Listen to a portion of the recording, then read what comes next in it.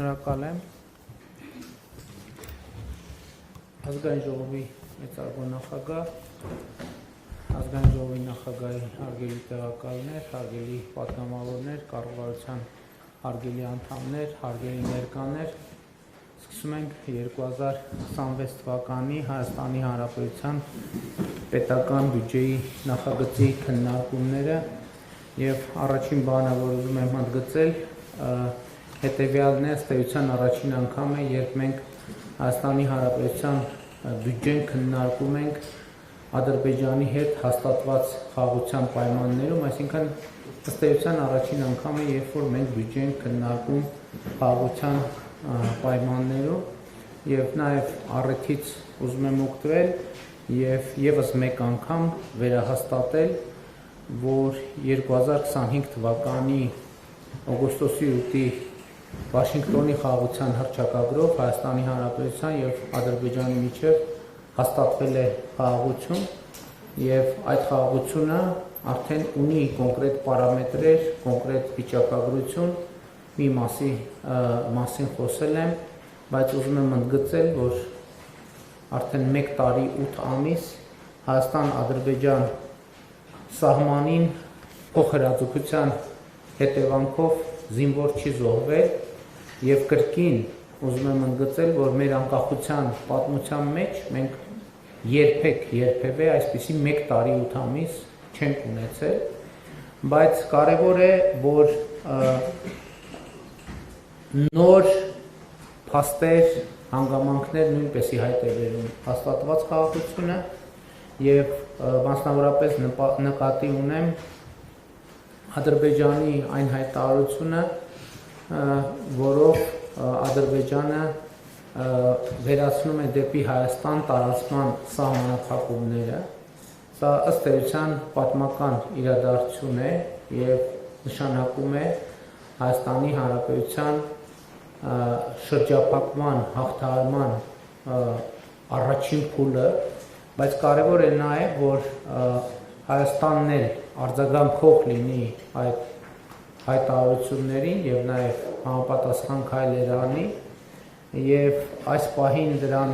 մեր արձագանքը հետեւյալն է, որ հենց այսօրվանից մենք պատրաստ ենք ապահովել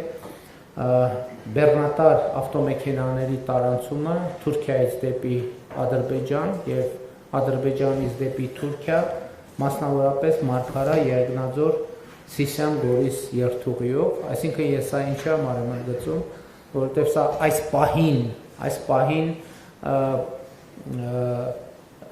միակ տարբերակն է, որը մենք հենց այսօր կարող ենք իրականացնել, այսինքն եթե ենթադրենք, որ Թուրքիայից բեռնատար է մոտենում Մարգարա անցագրային կետին, ուղևորվելու համար դեպի Ադրբեջան, մենք հենց այսօր կարող ենք ապահովել դա, մեր ճանապարհները միջև Գորիս, միջև Կորնիձոր գտնվում են լավ վիճակում եւ գիտեք, որ Կորնիձորում էլ որոշակի ենթակառուցվածք մենք ունենք եւ կարող ենք սպասարկել այդ թվում հակառակ ուղղությամբ, այսինքն եթե Կորնիձորի կողմից ադրբեջանական բեռնատար մոտենա եւ անցում կատարելու համար դեպի Թուրքիա, մենք հենց այսօր կարող ենք դա իրականացնել։ Մնացած հատվածով իհարկե մեր իրավիճակները Ադրբեջանի հետ մի քիչ տարբեր են, դուք տեղյակ եք, որ ներկայումս ընթացքի մեջ է Ղազախստանից Ադրբեջանով դեպի Հայաստան հացահատիկի առաջին խմբականակի ներմուծումը եւ դա տեղի ունենալու Ադրբեջան-Վրաստան, Հայաստան երկաթուղային երթուղով եւ իրավիճակների տարբերությունը ինչ է, որ ըստ էության մենք Ադրբեջան-Վրաստանի տարածքով հասանելիության սահմանափակում չունի, Իրանի Իսլամական Հանրապետության տարածքով հասանելիության սահմանափակում չունի, բայց իմ հայտարարությունը վերաբերվում է բոլոր ուղղություններով, որովհետև կարող է պարզվի ինչ-որ մի ուղղության նկատմամբ հետաքրքրություն կա եւ մենք ուղղակի այսպես դահլիճային պայմաններում դա չենք արձանագրում, այսինքն ինչպես Ադրբեջանը մեզ համար վերացրել է տարանցման սահմանափակումները, նույն կերպ եւ մենք վերացնում ենք տարանցման սահմանափակումները։ Իհարկե այս հայտարարությունը որպեսզի լինի ամբողջական, մենք առաջիկայում պետք է շատ ինտենսիվ զբաղվենք Վաշինգտոնի խաղաղության հռչակագրի 3-րդ եւ 4-րդ կետերի լիարժեք իրականացմամբ, որի արդյունքում Հայաստանի եւ Ադրբեջանի միմյանց նկատմամբ տարածման արգելքի այս որոշումները կլինեն լիարժեք եւ ամբողջական, այսինքն կլինեն ոչ միայն դե յուրե, այլև դե ֆակտո մենք հնարավորություն կունենանք այդ ամենը իրականացնել։ Բայց որպեսզի կարծում եմ առիթ ունի հիշեցնել, թե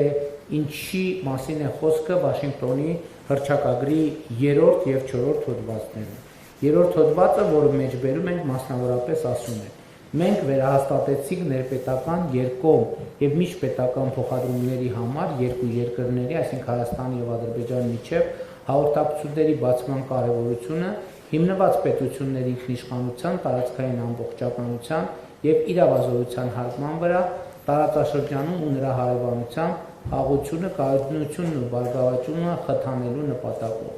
Այս ջանքերը կներառեն Ադրբեջանի Հանրապետության հիմնական մասի եւ Նախճեվանի ինքնավար հանրապետության միջև Հայաստանի Հանրապետության տարածքով անխոչնդոտ հաղորդակցությունը, Հայաստանի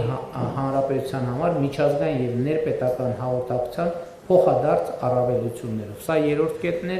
իսկ 4-րդ կետում ասվում է. Հայաստանի Հանրապետությունը աշխատելու է Ամերիկայի Միացյալ Նահանգների եւ փոխադարձաբար համաձայնեցված երրորդ կողմերի հետ Հայաստանի Հանրապետության տարածքում Թրամփի ուղի հանուն միջազգային խաղաղության եւ բարգավաճման TRIP հաղորդակցության ծրագրի իրականացման շրջանակը սահմանելու նպատակով։ Մենք հաստատում ենք մեր վճռականությունը բարեխղճորեն ձեռնարկելու բոլոր միջոցները սույն նպատակին հնարավորինս արագ կերպով հասնելու համար։ Ցանկանում եմ տեղեկացնել, որ ներկայումս Միացյալ Նահանգների հետ բավական ինտենսիվ աշխատանք է տեղի ունենում նախագծի իրականացման շուրջ։ Իհարկե նախագիծը մեզ համար եւ տարածաշրջանի համար նոր է, ինքը ունի բազմաթիվ նրբություններ եւ ես համոզված եմ, որ մենք հնարավոր ամենաարագ ժամկետներում այդ խնդիրները կքննարկենք, լուծումներ կգտնենք եւ իրականացնենք այդ ծրագիրը։ Բայց ելի կրկին հարգելի ներկաներ, ազգային ժողովի մեծարգո նախագահ, նախագահի հարգելի տեղակալներ, կառավարության հարգելի անդամներ, ազգային ժողովի հարգելի պատգամավորներ, հարգելի ներկաներ, շատ կարևոր է արձանագրել, որ ըստ էության սա մենք պետք է անընդհատ ասենք, որովհետև հիմա կասեմ նաև, թե ինչու պետք է անընդհատ ասենք, որ խաղաղությունը Հայաստանի եւ Ադրբեջանի միջև հաստատված փաստ է։ Դա հաստատված փաստ է։ Եվ մենք պետք է նաեւ հարաբերվենք այն իրավիճակի հետ, որ խաղաղությունը մեզ համար անծանոթ երևույթ է, հասկանում եք, անծանոթ երևույթ։ Հայաստանի Հանրապետությանը ծանոթ չէ, թե ինչ է նշանակում խաղաղություն, որովհետեւ Հայաստանի Հանրապետությունը իր անկախության առաջին օրից եղել է կոնֆլիկտի մեջ։ Նույնիսկ անկախության նախորդող բավական երկար ժամանակաշրջանում ըստ էության մենք ապրել ենք կոնֆլիկտային միջավայրում եւ ապրել խաղաղության պայմաններում, ունենալ խաղաղության պայմաններին համարժեք ընկալում եւ մտածողության ձևեր դա պարզ խնդիր չի եւ մենք պետք է շատ ուշադիր լինենք այդ խնդիրը լուծելու համար եւ սա կարևոր բաղադրիչ է խաղաղության նկատմամբ խնամք տանելու անհրաժեշտության առումով, որովհետեւ մենք պետք է հաստատված խաղաղության նկատմամբ խնամք տանենք, որպեսզի այն ուժեղանա, ամրապնդվի, դառնա առավել ինստիտուցիոնալ։ Իհարկե, այս հարցում մենք աշխատում ենք, շարունակում ենք աշխատանքը Ադրբեջանի հետ, շարունակում ենք աշխատանքը դիվանագիտական խողովակներով, նաև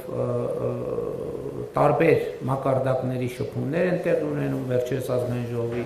նախագահի հանդիպումը տեղի ունեցավ Ադրբեջանի Միլի Մեջլիսի նախագահի խոսնակի հետ, նախորդիվ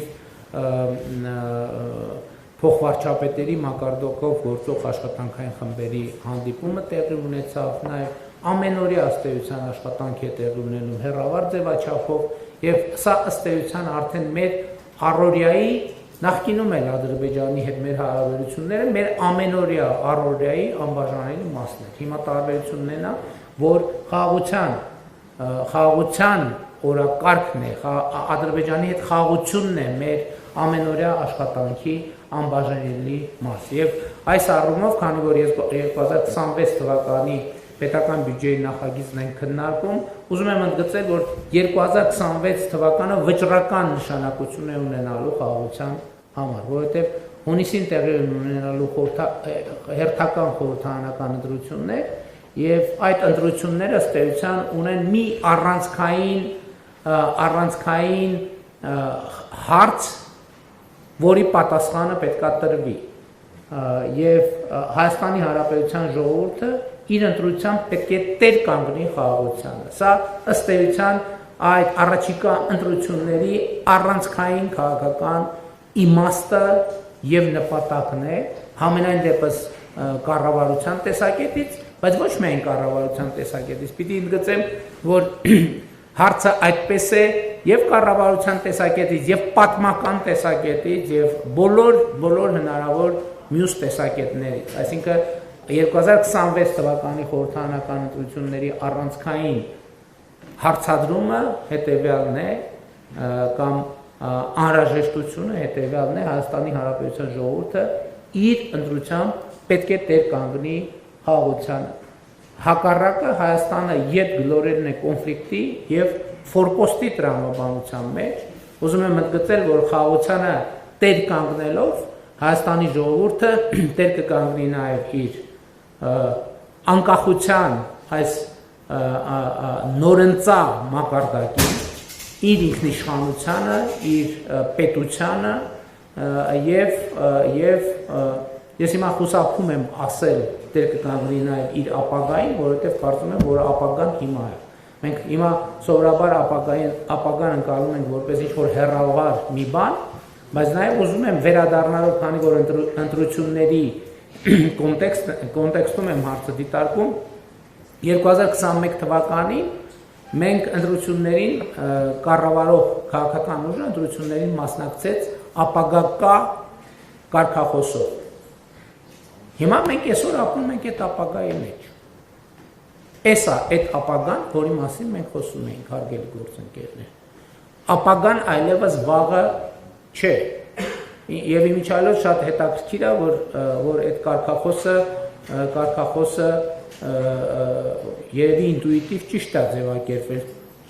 Կարգախոսը նրա մասին չէ, որ ապագա լինելու է։ Ապագա կա եւ ապագան կա այն ժամանակ ինչ որ իմաստով սպասվող այսօր ներկա, այսինքն ապագան այսօր է եւ շատ կարեւոր եմ համարում, որ մենք ապագայի հետ կապված մեր ընկալումները փոխենք, որ եւ հասկանանք, որ ապագան այլևս հեռավոր որոշակի կասկածելի երևույթ չի։ Ապագան մեր այսօրվա ամենօրյա կյանքն է, որովհետեւ 5 րոպե առաջ սա արդեն ապագա է, ինչ որ հիմա կամ կես ժամ առաջ։ Եվ այս առումով իհարկե առանցքային նշանակություն ունի այդ թվում խաղաղության տրամաբանության մեջ այն, որ մենք մեր գործողությունների գաղափարաբանության առանցքում դնում ենք պետականությունը եւ պետությունը, որովհետեւ պետականությունը եւ պետությունը առանցքային նշանակություն ունեն այդ թվում խաղաղության օրակարգի սպասարկման, բայց նաեւ պետության ֆունկցիան շատ կարևոր է ճշգրտել եւ այս ընթացքում իրական Հայաստանի գաղափարախոսությամբ մենք ճշգրտել ենք նաեւ այդ ֆունկցիան, որովհետեւ հնչած թե չհնչած, ձևակերպված թե չձևակերպված մեր իրականության մեջ այդ հարցը գոյություն ուներ։ Ի վերջո ինչի համար է պետությունը, ինչի համար է Հայաստանի Հանրապետությունը։ Նախորդող շրջանում ձևակերպված թե չձևակերպված, գիտակցված թե չգիտակցված, ըստ էության մենք առաջնորդվել ենք այն տրամաբանությամբ, որ Հայաստանի Հանրապետությունը հենման կետ է բնույթով այլ պետություն ունենալու համար։ Իրական Հայաստանի գաղափարախոսությունը ասում է, որ Հայաստանի Հանրապետությունը ըստ էության իր միջազգայինորեն ճանաչված տարածքով ինքնաբավ է այդ առումով եւ նրա խնդիրը սեփական քաղաքացիների անվտանգությունը, բարեկեցությունը եւ երջանկությունը ապահովելն է։ Եվ մեր բոլոր ռազմավարությունները ներառյալ անվտանգային, պաշտպանական եւ այլն տեղավորվում են այս տրամաբանության մեջ։ Սա շատ կարևոր նրբություն է եւ մենք օրինակ այդ թվում իհարկե նախկինում դրա մասին խոսել ենք, ասել ենք նաեւ, որ այո, մենք այսօր շատ մեծ տեմպերով զարգացնում ենք մեր բանակը եւ բայց նաեւ զարգացնում ենք մեր բանակի հայեցակարգը, այն հայեցակարգը, որի վրա հիմնվում է մեր բանակը։ Եվ մենք ասում ենք, որ մեր բանակը Հայաստանի Հանրապետության միջազգայինորեն ճանաչված ինքնիշխան տարածքից դուրս խնդիր չունի լուծելու։ Եվ մենք նույնիսկ շատ կարևոր ենք համարում, որ մեր ամենօրյա աշխատանքային խոսակցության մեջ մարտունակ բանակ հասկացությունը վերափոխենք եւ վերաձևակերպենք պաշտպանունակ բանակ, որովհետեւ երբ որ ասում եմ մարտունակ բանակ, ինքը չի տեղորոշում այդ պոտենցիալ մարտը, որտեղ է տեղի ունենում կամ որտեղ կարող է տեղի ունենալ։ Մեզ համար շատ կարևոր է, որ մենք ընդգծենք այս կոնտեքստը, որ Հայաստանի Հանրապետության բանակը պետք է լինի պաշտպանունակ, այսինքն պետք է վիճակի լինի պաշտպանել Հայաստանի Հանրապետության տարածքային ամբողջականությունը, ինքնիշխանությունը, Հայաստանի Հանրապետության քաղաքացիների անվտանգությունը եւ ընդ որում ես ուզում եմ ընդգծել, որ սա միջազգային օրենքներով յուրաքանչյուր պետության պարտավորությունն է ապահովել սեփական քաղաքացիների անվտանգությունը, այդ թվում հնարավոր արտաքին միջամտություններից։ Եվ իհարկե բոլոր այս հարցերի վերաբերյալ մենք հիմա կարող ենք տարբեր հայեցակարգային հարցեր քննարկել պաշտպանության ոլորտի, կրթության ոլորտի, ցանկացած ոլորտի։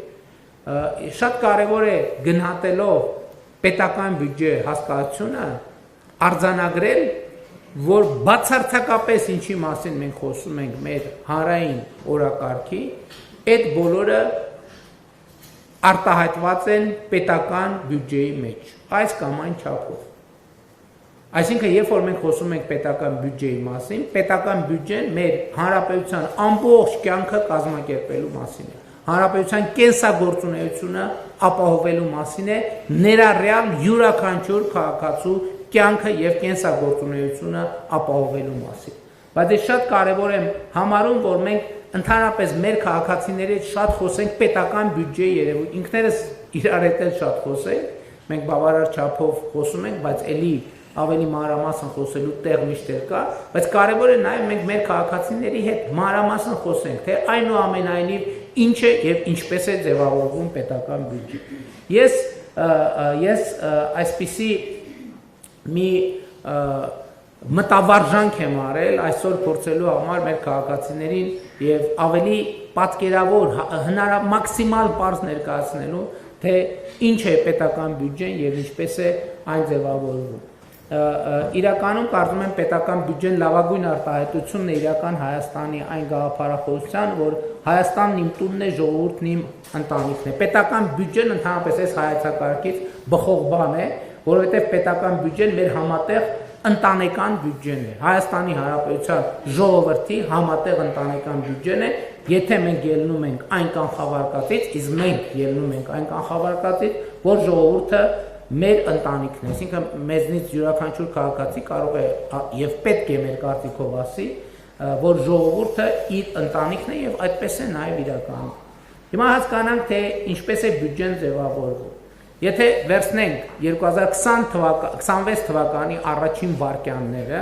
դեկտեմբերի 31 եկավ, նոր տարին եղավ եւ 2026 թվականը եկավ։ Այդ պահի դրությամբ Հայաստանի Հանրապետության պետական բյուջեի եկամուտները 0 է։ Այսինքն 0.01 վարքյան։ Այդ պահի դրությամբ Հայաստանի Հանրապետության պետական բյուջեի եկամուտները 0 են։ Պատկերավոր ասած, եթե դա համարենք ընդհանրապես 0-ական կետ, այդ պահին Հայաստանի պետական բյուջեում ոչ մի լումա չկա։ 0 է։ բյուջեի գումարը 0 է։ Իհարկե, քանի որ բյուջեն շարունակական process է, ինքը տենց մի տարում չի սկսում 2026, եթե սկսեր մեր բյուջեի պատմությունը 2026 թվականի հունվարի 1-ից, ուրեմն կլներ 0, բայց քանի որ շարունակական process է, սովորաբար նախորդ հաջորդ տարվա ծախսերի մեկնարկի համար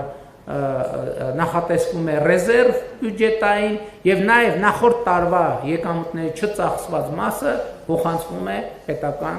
բյուջե, այսինքն ընթացիկ ծախսեր իրականացնելու համար։ Բայց եկեք պատկերացնենք, որ 2026 թվականը բյուջետային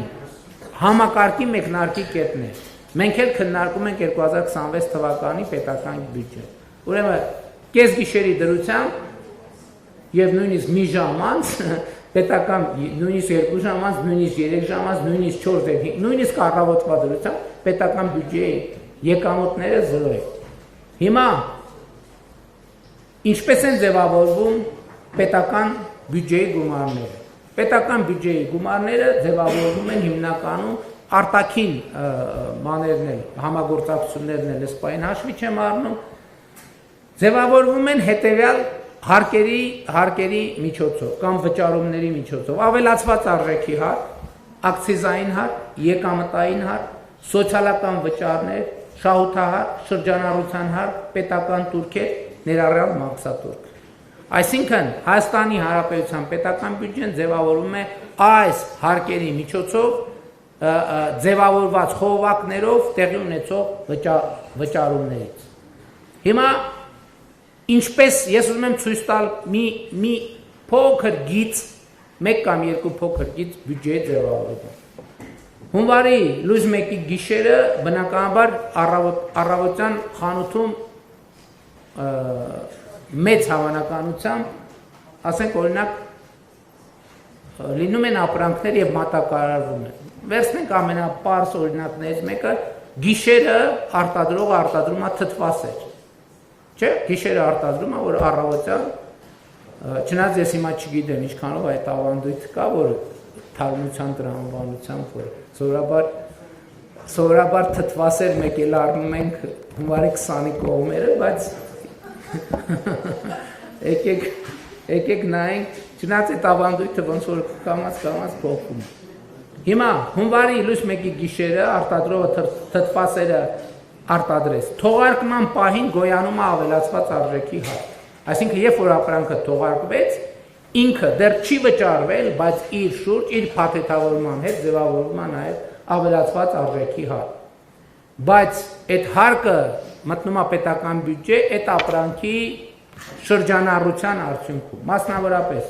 բնականաբար թթվասերը առաքվեց խանութ։ Եվ երբ քաղաքացին իր բակի խանութում գնում է թթվասերը, ասենք վճարելով 400 դրամ, այդ պահից սկսվում է բյուջեի համալրման գործընթացը։ Ես ուզում եմ մեր բոլոր քաղաքացիների ուշադրությունը հրավիրել հետևյալ փաստի վրա։ Այն պահին, երբ որ ինքը թթվասերը գնեց 400 դրամա, 400 դրամը ամբողջությամբ հենց թթվասերի արժեքը չի կոպիտ ասած։ 400 դրամի մեջ 20 դրամը, 20%-ը, այսինքն 80 դրամը ավելացված արժեքի հարկն է։ Եվ ավելացված արժեքի հարկը պետական բյուջե, ես հիմա չեմ կանգ առնի ավելացված արժեքի հարկի այդ հաշվեգրումների եւ այլնի վրա, պարզ բան անեմ, մասնագետները խոժորված ինձ են նայում, որպեսզի այդ նրբությունները չեմ ընդգծի, թե ինչպես է բան արվում, ինչ անում է։ Ավելացված արժեքի հարկը առանձնահատկություններ ունի, որովհետև բոլորը չէ, որ այդ թթվասերի 400 դրամանոց 20%-ը կարա շրջանառվի, բայց բոլորը չէ, որ 20% են վճարում։ Այսինքն այդ 20%-ը հետո ով ինչքան վճարեց, բաշխվում է որևէ ինչ բարդ մեխանիզմներով։ Բայց շատ կարևոր է, որ քաղաքացիները արձանագրեն, որ այդ թթվասերը երբ որ իրան գնեցին, 20%-ը ավելացված արժեքի հարկն է։ Եվ որպեսզի, այսինքն քաղաքացին չի կարող որևէ ձևով գնի թթվասեր Հայաստանում, որ իր գնած գնի մեջ 20% ավելացված արժեքի հարկը ներառված չլինի։ Ըստ էության ամեն ինչ, բացառությամբ կարող են լինել ապրանքներ, որոնք ավելացված արժեքի հարկից չէ, նույնիսկ շրջարկի դեպքում, այսա շրջարկին առանձին կանրադառնում։ Գնի մեջ ավելացված արժեքի հարկը ներառված, այսինքն չկա տարբերակ, որ մենք որևէ բան գնենք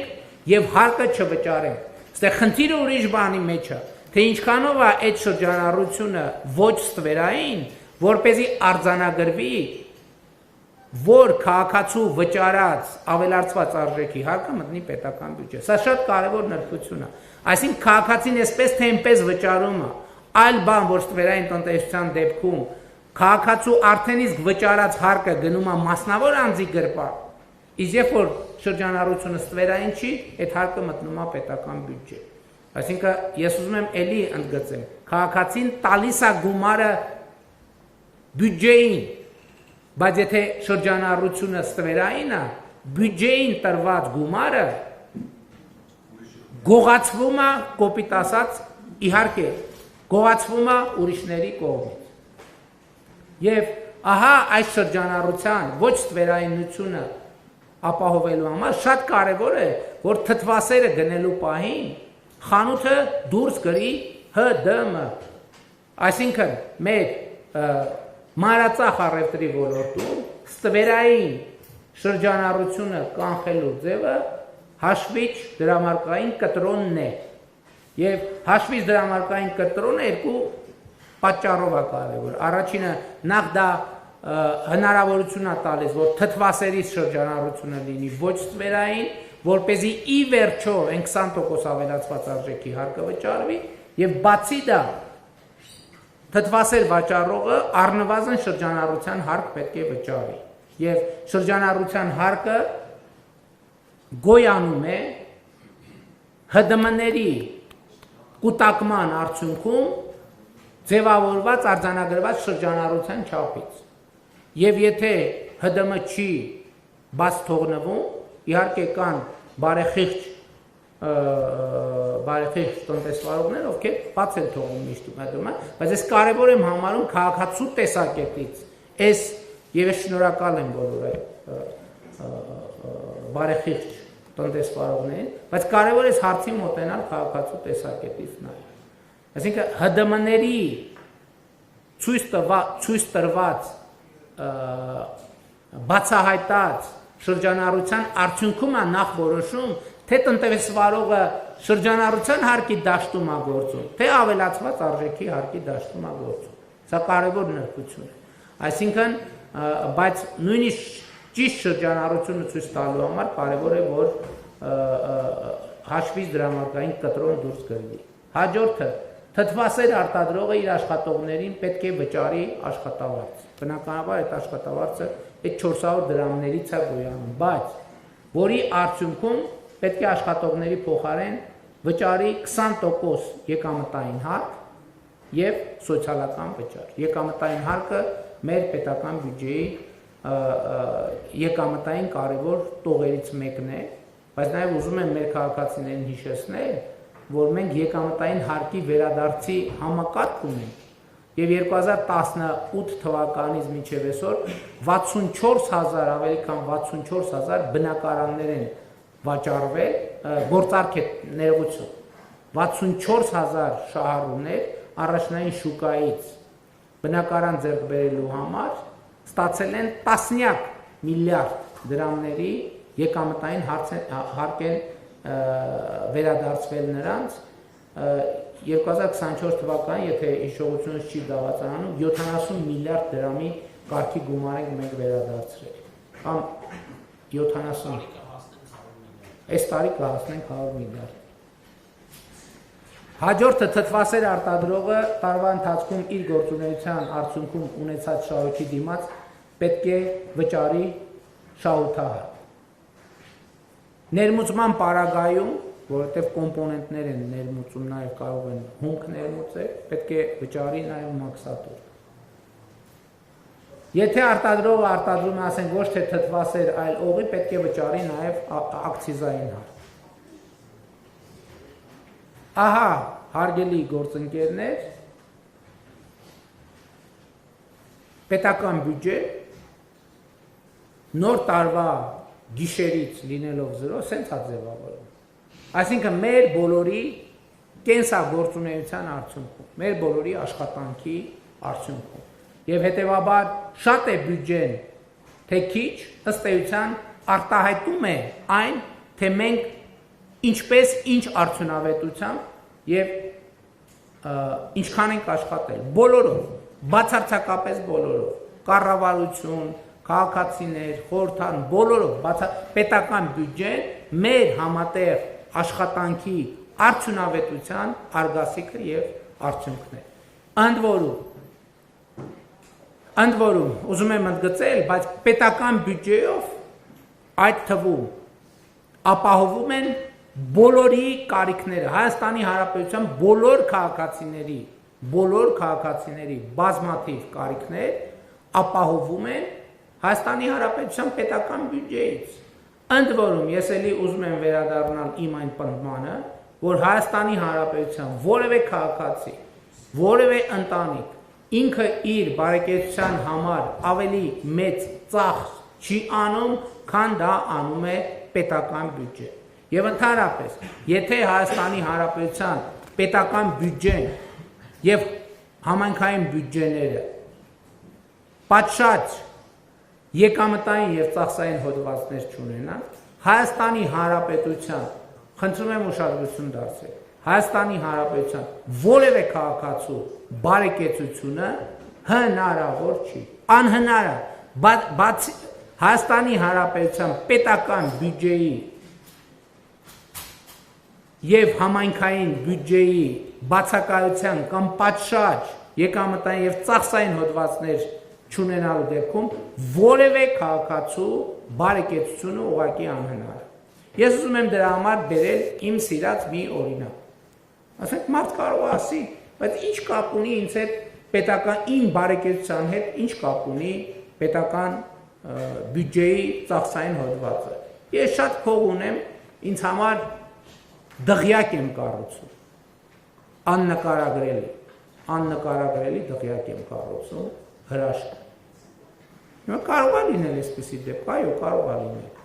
բայց կարող է կառուցել այդ քաղաքացին։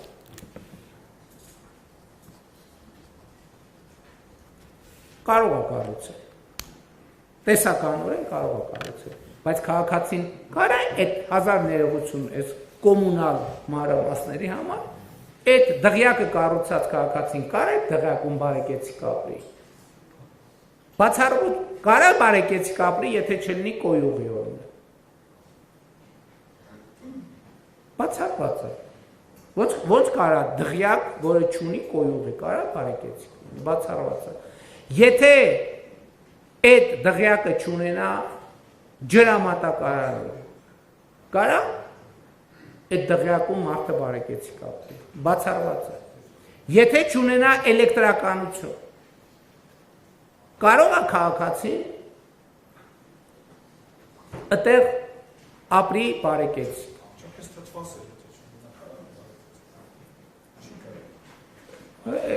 Դե տեսա թթվասերին էլ կան, չի կարող։ Հիմա եթե ենթադրենք, որ մարդ այնքան բարեկեցիկ է, որ իր համար կոյուղի էլ է կառուցում, բան էլ է կառուցում, ջրամատակարարում էլ ավտոնոմ, էլեկտրականություն էլ ապահովում ինքը իր համար, շատ լավ, եթե ճանապարհներ գոյություն չունենային, այդ մարդը չէր կարող իր դղյակը կառուցել։ Շատ լավ, ենթադրենք, եթե քարավաններով էր ուզում բերի շինանյութը, այդ բարեկեցիկ մարդը, եթե երկրում իրավակարգ չլինի, այդ քարավանները 5 րոպեում հենց կթալանեն, որ մեծ տորը կմնա ուխտի ականջը քարավանը, եթե իհարկե քարավանը ուխտից է, եթե ձիերից եւ ջորիներից է, կմնա ձիերի եւ ջորիների ականջը մեծ կտորը։ Ուրիշ բան, այդ քաղաքացին կարող է ապրել բարեկեցիկ, եթե իր դղյակին հասանելի տրամաբանական մոտակայքում առողջապահական ծառայություն չլինի, որ այդ քաղաքացին իր չնաշխարհիկ դղյակը կառուցելիս կամ զբոսնելիս ընկավ ոտը ջարդեց 103 զանգելու է, թե չի զանգելու։ Իսկ եթե պարզվի, որ հեռախոս չկա, որ զանգելու է, իսկ եթե պարզվի, որ 103 ավտոմեքենա չունի, իսկ եթե պարզվի, որ 103-ում աշխատող բժիշկ չկա, իսկ եթե պարզվի, որ 103-ում չկան անհրաժեշտ սարքեր եւ սարքավորումներ, հաջորդ այդ դղյակում կարող է մարդը բարեկեցիկ ապրել, եթե հասանելի հեռավորության վրա չլինի դպրոց, օրինակ։ Ինքը կարող է իր երեխաների համար լուսնից դասախոսներ բերել, բայց բժիշկը, որ պետքա գա իր ոտը բուժելու, ինքը որտեղ պիտի սովորեր։ Մինչև բժշկական համալսարան։ Հարգելի գործընկերներ, սա ցույց եմ ասում եմ, որտեղ ես հիշում եմ նախորդ տարվա բյուջետային քննարկումների ժամանակ ես այս արտահայտությունը արեցի, ինչ որ տեղ իմպրովիզով արեցի այդ նախադասությունը, ես էլ ասեցի ու մի պա կանգ առա, եւ այս մի տարվա ընթացքում այդ մտածումներն ու քննարկումները այնքան են ամրապնդել այս թեզը, որ այս թեզը կասկածի տակ չի։ Հայաստանի Հանրապետության որևէ քաղաքացու, հիմա երկրորդ հայտարարությունն եմ արում, որը էլի եմ թերևս արել, որևէ քաղաքացու բարեկեցությունը կախված է առաջին հերթին ոչ թե նրանից, թե ինչքան է ինքը իր բարեկեցության համար ծախսում, այլ առաջին հերթին կախված է նրանից, թե ինչքան է պետական եւ համայնքային բյուջեն իր բարեկեցության վրա ծախսում։ Դղյակի օրինակով ես ցույց տվի, մարդը ինքը իր բարեկեցության վրա միլիոն էլ ծախսի, եթե պետական եւ համայնքային բյուջեն չի ծախսում, եւ պետական եւ համայնքային բյուջեն ծախսում է միշտ ավելի շատ, որովհետեւ այն ինչով կարելի է մի հատ դղյակ կառուցել, դրանով հնարավոր է կառուցել օրինակ մի կիլոմետր ճանապարհ ընդհանրեն, կամ չգիտեմ, գների հաշվարկի մեջ կարող է մի քիչ խառնել, թող լինի 2, թող լինի 3։ Եվ սա ես ինչի համար եմ ասում, որ ի վերջո մեր պետության երկարատև զարգացման եւ մեր երկրի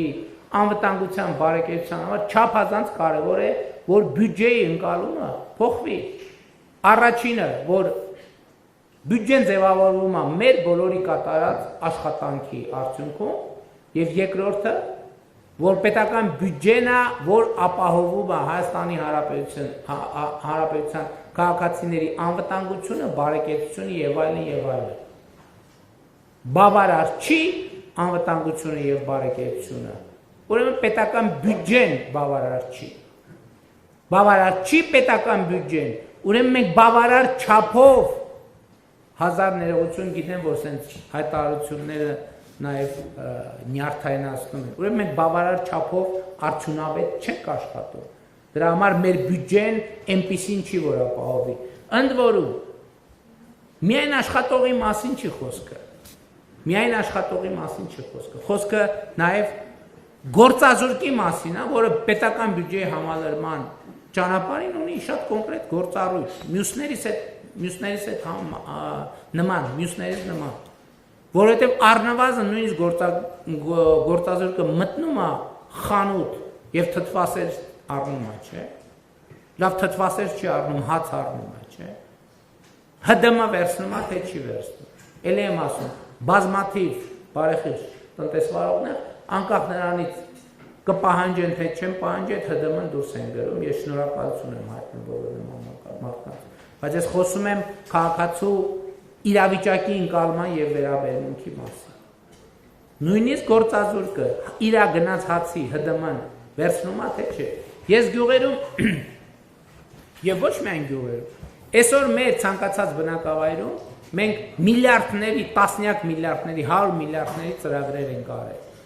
Եվ համայնքներում, եւ հանրապետական նշանակության, բայց այսօր կա չլուծված խնդիրներ, բազմաթիվ են չլուծված խնդիրները։ Ինչու են այդ խնդիրները չլուծված։ Որովհետեւ Հայաստանի Հանրապետության պետական բյուջեն չի կարողացել լուծել այդ խնդիրները։ Ես ուզում եմ, որ մեր բոլոր քաղաքացիներին տեսանելի լինի կապը, ընդ որում ես խոստովանում եմ, որ շատ երկար ժամանակ Ես էլ ինձ համար բանը դիսկոմֆորտ էլ ա եղել եւ մտածել եմ լավ ինչ ՀԴՄ ուզեմ, չուզեմ, այսինքն սա բոլորիս ա վերաբերում, ոչ մեկ թող գլուխ չգովա, ասի ես միշտ վերց, ես հիմա կարող եմ ասել, որ միշտ վերցնում եմ, միշտ, չկա տենց տարբերակ, որ չվերցնեմ, բայց սա նոր գործելակերպ ա նաև ինձ համար, այս գիտակցությունից, հիմա բոլոր գյուղերում, քաղաքներում, թաղամասերում,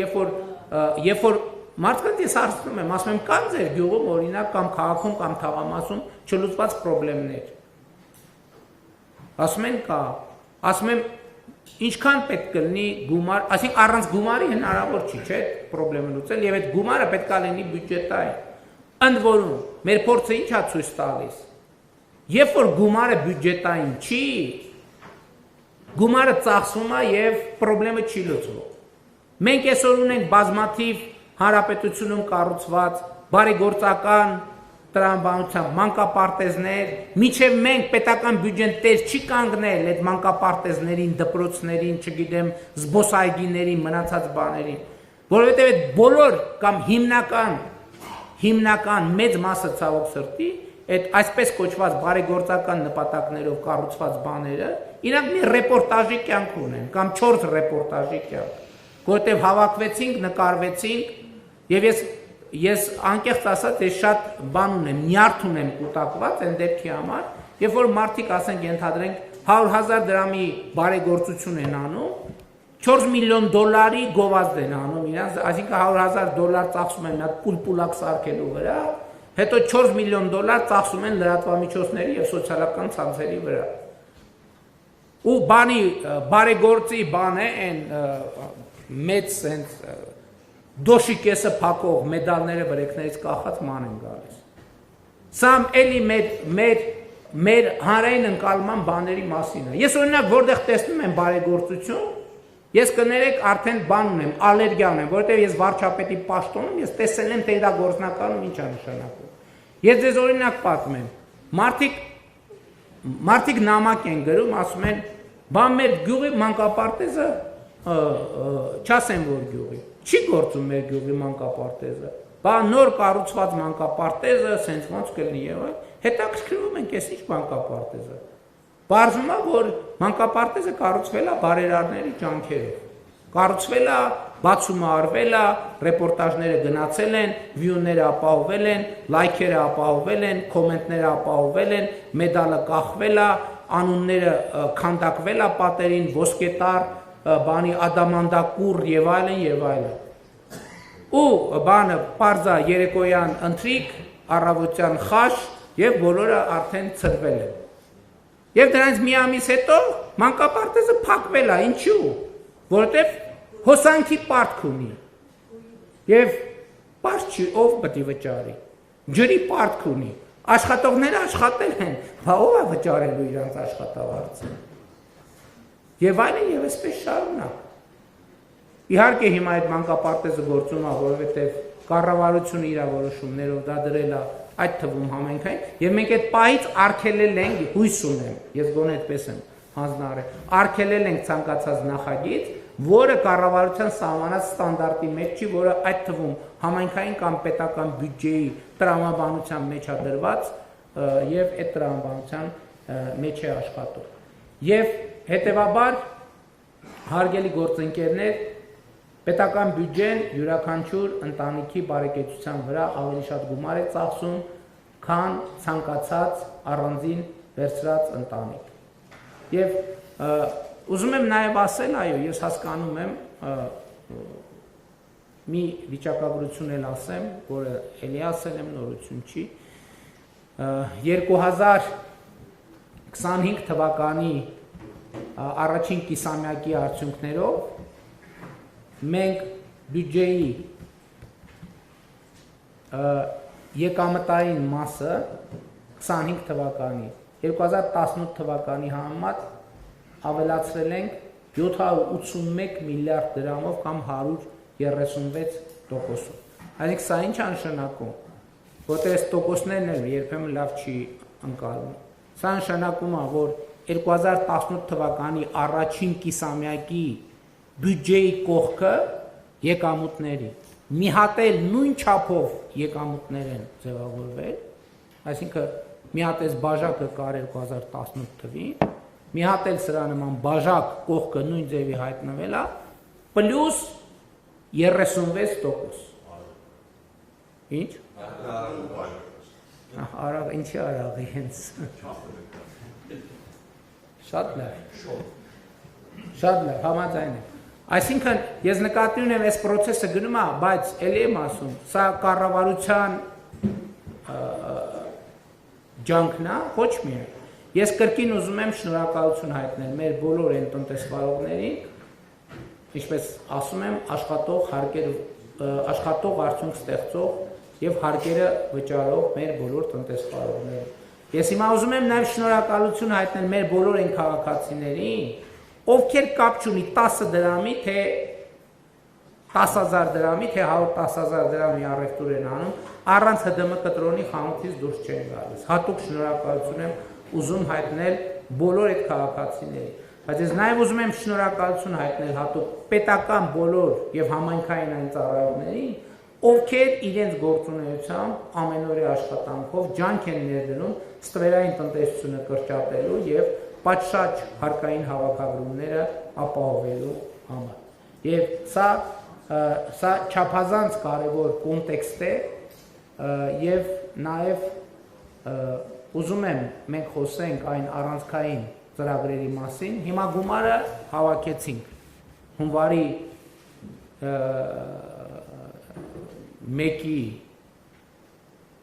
թթվասերը առանք, ՀԴՄ վերցրինք, հարկը վճարեցինք։ Ինչ են 26 թվի, ինչ են կանելու, որ նա մեր բյուջեի առանձնահատկությունը, նախ, բյուջեն իմիջայլոց, էդ էլ է շատ կարևոր արձանագրում։ Ես այն չի համար եմ ասում, որ մենք հասկանանք, որ ոչ թե բյուջեն ճամպրուկներ են կամ սենյակա, որի մեջ փողերը դրած է եւ բանալին էլ ֆինանսների նախարարի կամ վարչապետի կամ կենտրոնական բյուջեն կանխատեսում է, ընդհանրապես կանխատեսում է, թե մենք ինչքան ենք աշխատելու նախորդող շրջանի փորձի եւ տնտեսական եւ քաղաքական process-ների վերլուծության հիման վրա։ Այսինքն ես ուզում եմ մենք շատ լավ հասկանանք, տեն սենյակ չկա, որտեղ այդ փողը դրած է։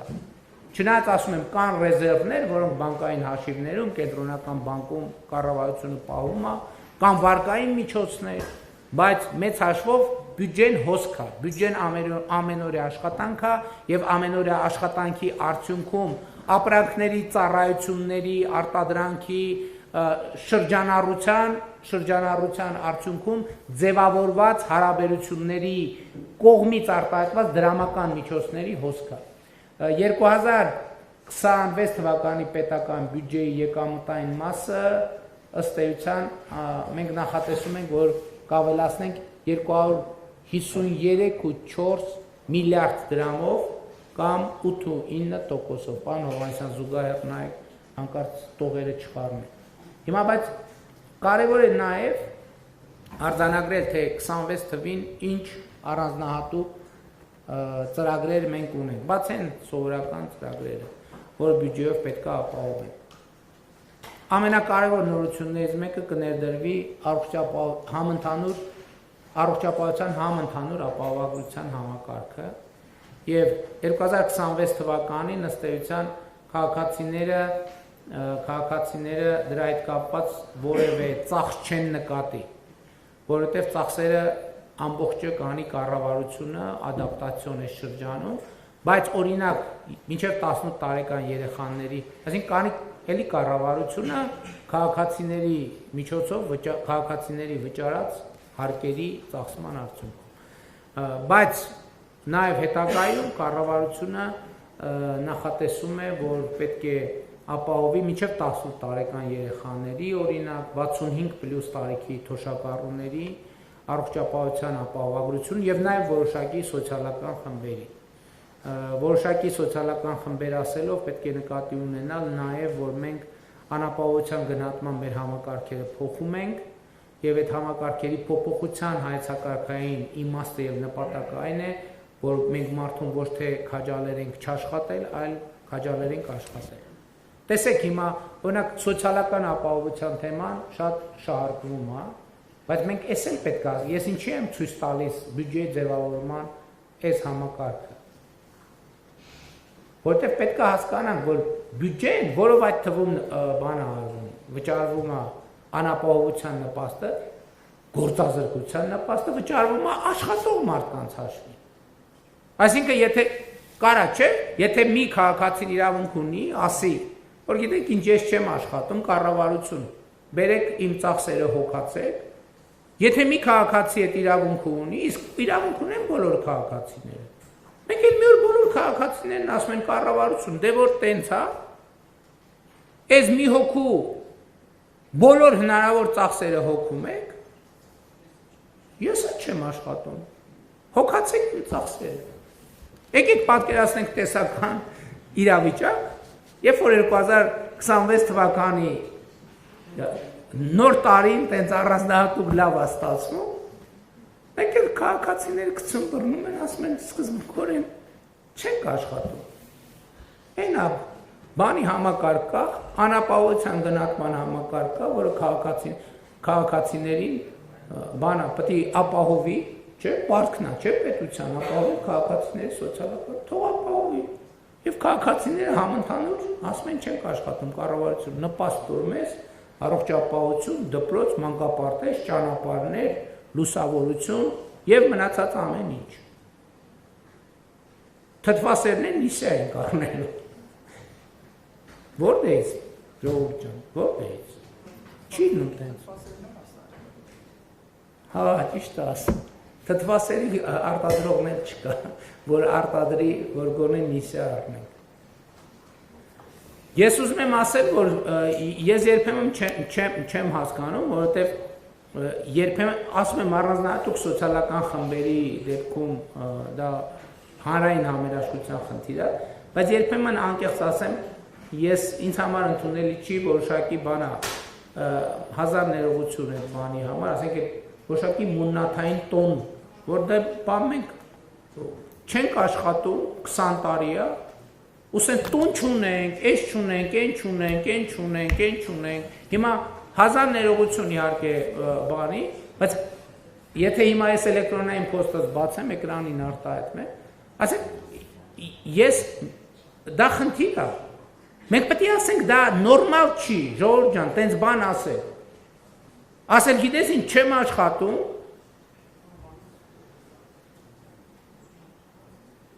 տուն չունեմ, ես չունեմ, խնդրում եմ ապահովել ինձ, չի լինում տեն ժողովուրդ ջան, չի լինում, դա նորմալ հանրային հարաբերություն չի,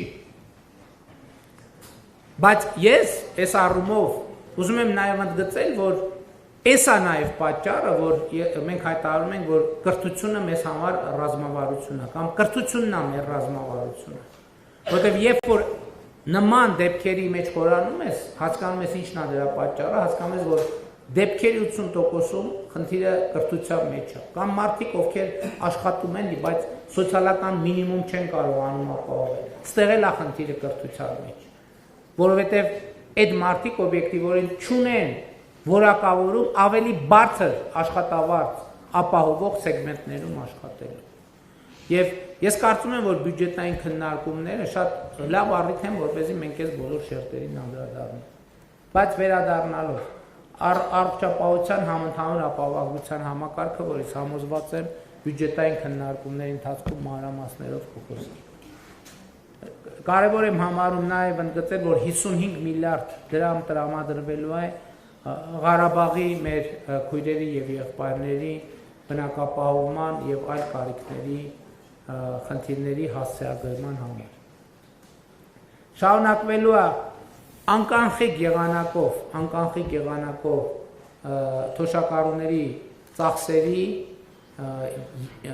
ետվերադարձի համակարգը զարգանալու է եւ 2026 թվականին սա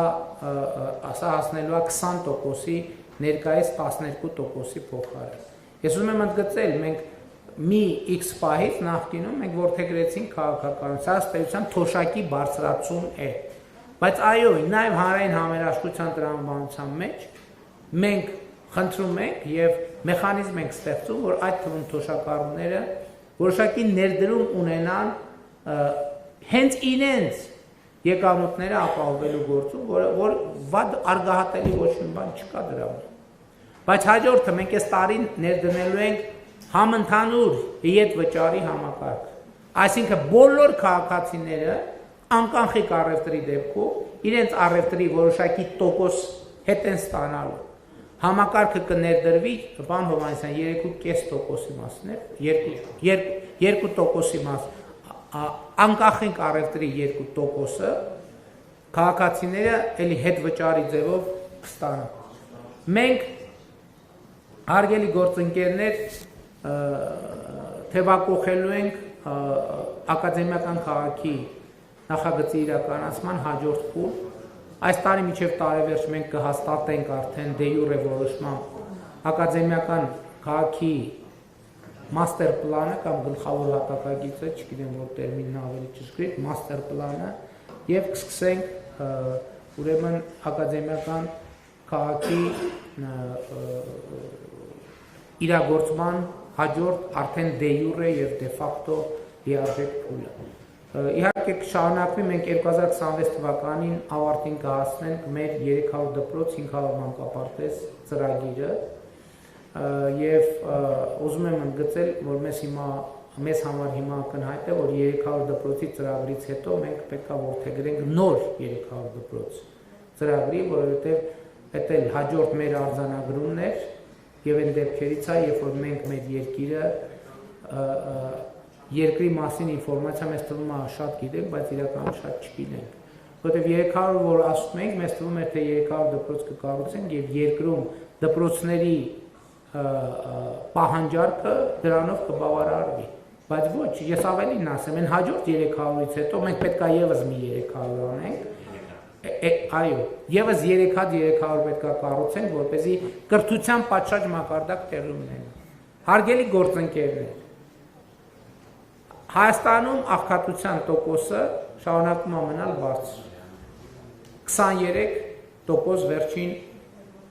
տվյալներով, եթե ճիշտ եմ հիշում։ Ես ուզում եմ մենք խորանանք այս երևույթի պատճառի մեջ, որովհետև այստեղ կոնֆլիկտ կա իրոք։ Մենք ցույց ենք տալիս մի կողմ տնտեսական աճ, փողի մեծ շրջանառություն Հայաստանի Հանրապետությունում, բայց մենք աղքատության էական նվազում չենք ունենում։ Ես շատ մտածել եմ այդ երևույթի մասին, գիտեք ինչն է դրա պատճառը, իմ համոզմամբ։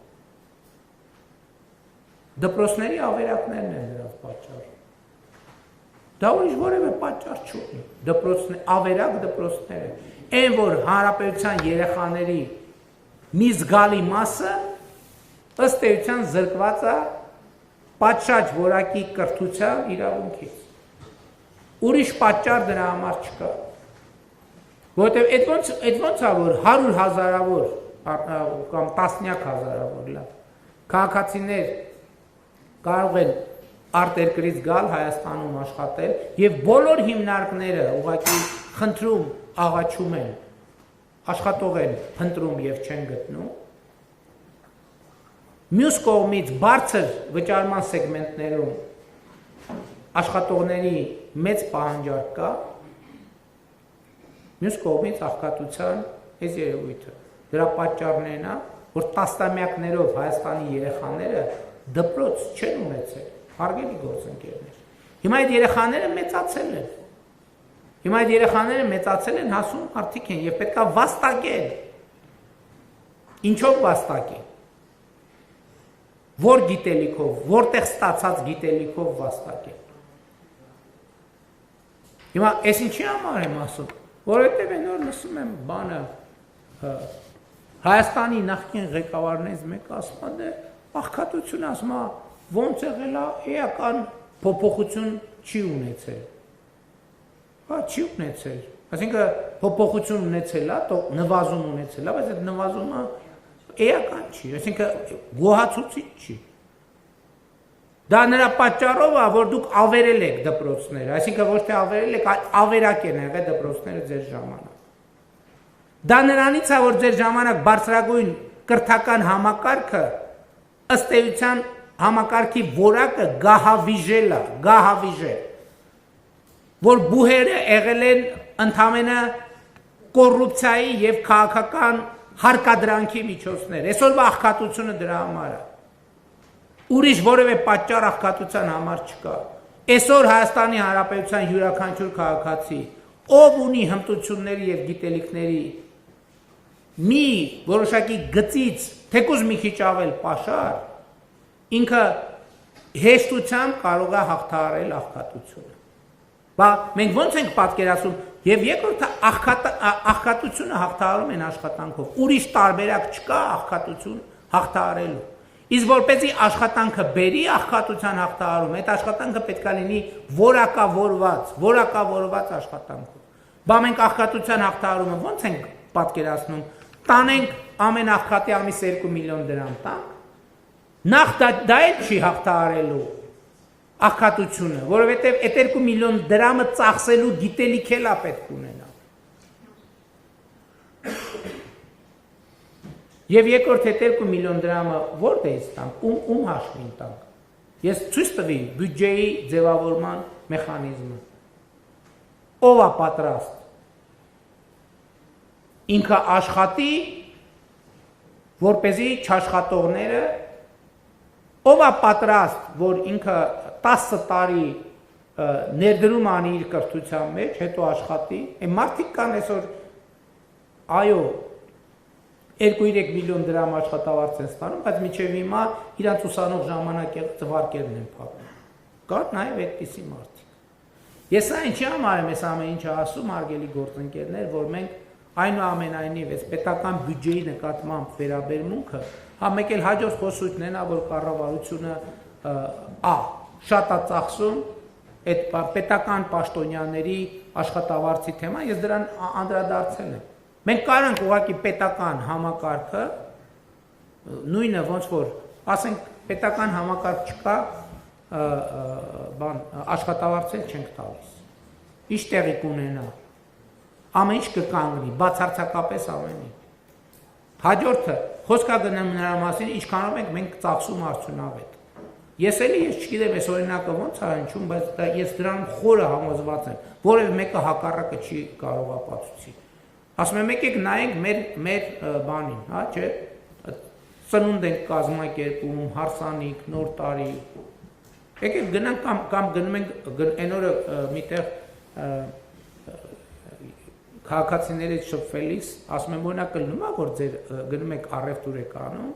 ձեր ընտանիքի անդամներն ասում են, այս ինչ թվասեր ես բերե ժամկետը անցած է, այս ինչ միս է, հոտ է, այս ձմերուկը բան էր, լղկած էր, այս բանը,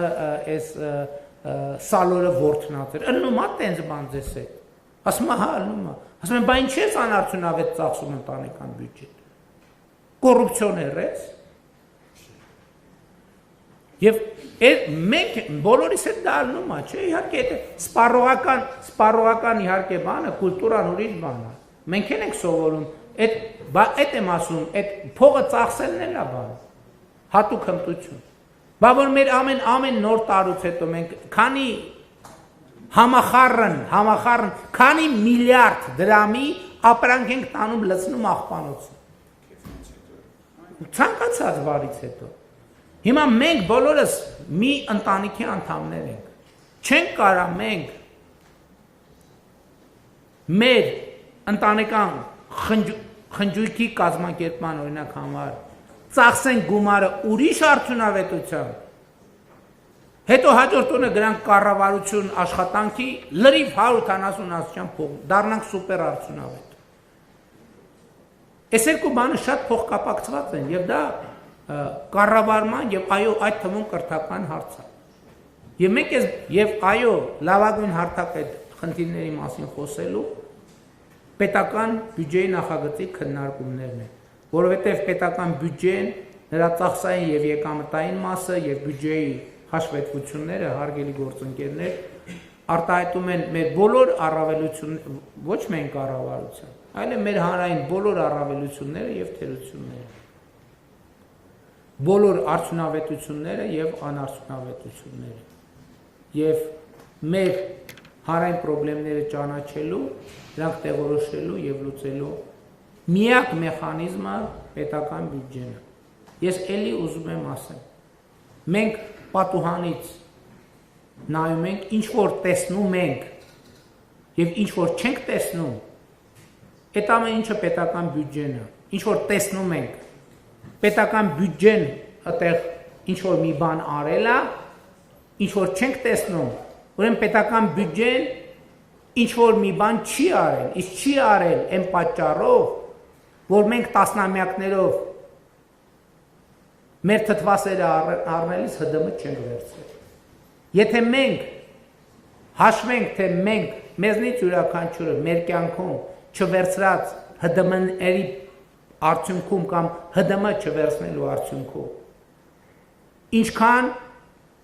եկամուտ է շրջանցել Հայաստանի Հանրապետության բյուջեն, հավաստիացնում եմ, խոսքը ոչ թե միլիոնների, խոսքը ոչ թե միլիարդների, խոսքը տրիլիոնների մասին է։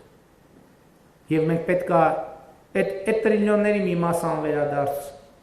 կորել են, մի մասը ինչ-որ ձևով հնարավոր կլինի, այդ թվում ապօրինի գույքի բռնագանձման եւ այլ մեխանիզմներով հետ բերել, բայց մեր խնդիրը հետեւյալն է, որ մենք այլևս այդ տրիլիոնները չկորցնենք եւ մենք կենտրոնացած մնանք այն թեմայի վրա եւ այն ընկալման վրա, որ Հայաստանի Հանրապետության պետական բյուջեն մեզնից յուրաքանչյուրի եւ մեր համընդհանուր ընտանեկան բյուջեն է։ Շնորհակալություն եւ հաջողություններ եմ մաղթում ազգային ժողովում բյուջեի նախագծի քննարկումներին։ Շնորհակալություն։